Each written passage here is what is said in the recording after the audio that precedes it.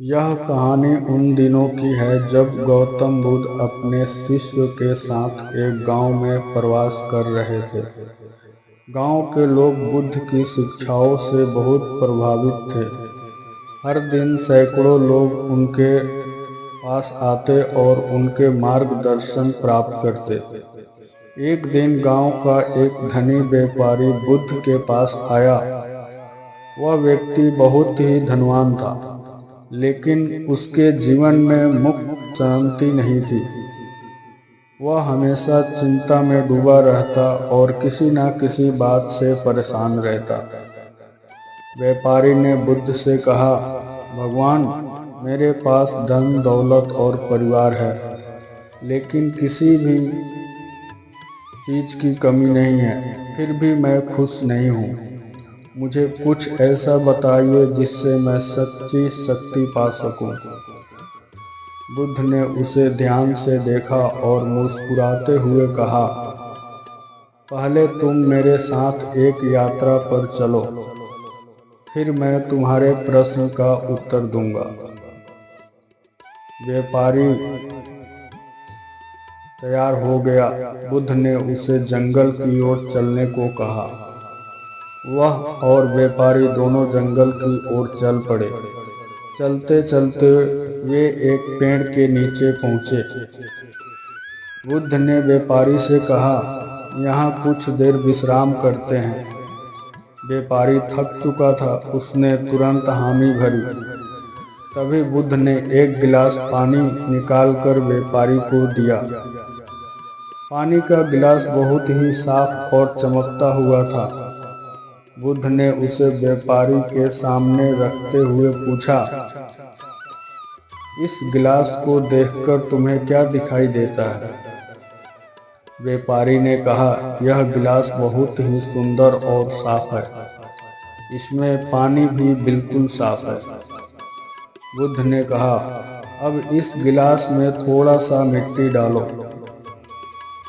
व्यापारी ने बुद्ध के कहे अनुसार गिलास में मिट्टी डाल दी। तब पानी मटमैला हो गया था। बुद्ध ने पूछा, अब क्या देख रहे हो? व्यापारी ने कहा, अब यह पानी गंदा हो गया है।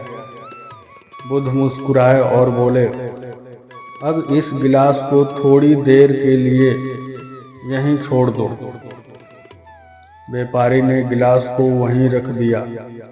कुछ देर बाद बुद्ध ने उसे फिर से उठाने को कहा। व्यापारी ने देखा कि गिलास में पानी फिर से साफ हो गया था और मिट्टी नीचे बैठ गई थी। बुद्ध ने समझाते हुए कहा, देखो, यह तुम्हारा मन है। जब तुम अपने मन को विचारों से भर देते हो तो वह गंदा हो जाता है, लेकिन जब तुम उसे शांत छोड़ देते हो तो वह फिर से साफ हो जाता है। व्यापारी ने बुद्ध की बात को ध्यान से सुना और समझा। उसने महसूस किया कि उसकी सारी चिंता उसका अशांत मन ही है जो उसे परेशान कर रहा है। बुद्ध ने आगे कहा, धन दौलत या बाहरी चीजें तुम्हें शांति नहीं दे सकती। तुम्हारी सच्ची शक्ति तुम्हारे अंदर ही है।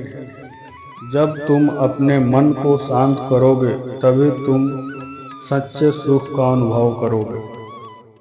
व्यापारी ने बुद्ध के वचनों का आत्मसम्मान किया और अपनी जीवन बदलने का संकल्प लिया।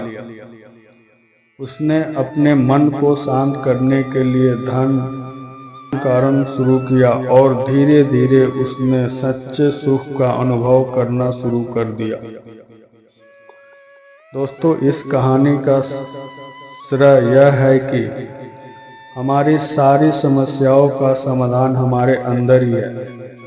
बाहर की चीजें हमें केवल क्षणिक सुख दे सकती है, लेकिन सच्चा सुख हमें तभी मिलता है जब हम अपने मन को शांत रखेंगे।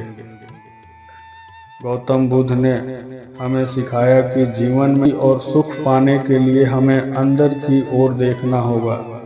यह कहानी हमें यह भी सिखाती है कि जीवन में संतुलन और शांति कितनी महत्वपूर्णता है। जब हमारा मन शांत होता है तभी हम सच्चे अर्थ में सुखी हो जाते हैं।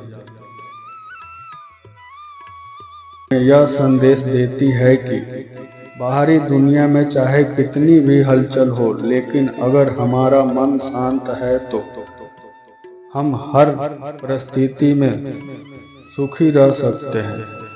अपने मन को शांत करना ध्यान और आत्मनिरीक्षण के माध्यम से ही संभव है। यह एक ऐसी कला है जिसे हर इंसान को सीखना चाहिए। जैसे ही व्यापारी ने अपनी शक्ति और संतुलन वापस पाया, उसने समझा कि जीवन में सबसे बड़ी दौलत मन की शक्ति है। यह वह